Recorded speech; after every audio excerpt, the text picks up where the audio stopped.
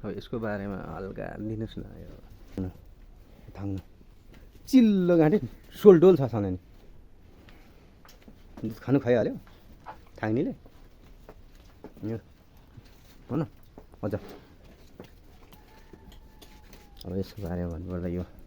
2082-21 को new model हो यो यसको दुईटा 50 मेगापिक्सल क्यामेराहरू छन् 50 मेगापिक्सल क्यामेरा दुईटा अलि टावर दुईटा आउँछ यो पछि फ्री टावर हो एक कानको कुरै नभनौँ यो किन्दाखेरि फेरि data cable free data cable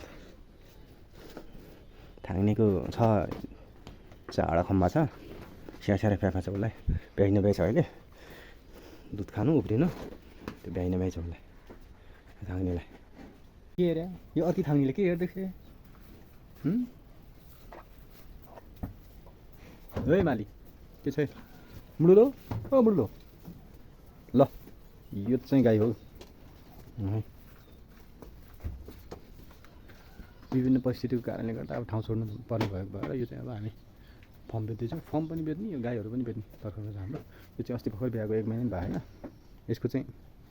मूल्य हामीले राखेका छौँ 80,000 1 लाखको गाई 80,000मा पाउनु भनेको यो भागीमानले मात्रै पाउँछ दोस्रो बेच्यो है यसको छाउरो चाहिँ छाउरी नक्कली यहाँ छ है होइन त होइन त सँगसँगै जाने त होइन त अब यो पछाडिको यसको पनि त मूल्य भनिदिनु पऱ्यो 70,000सम्म दिने भयो हामीले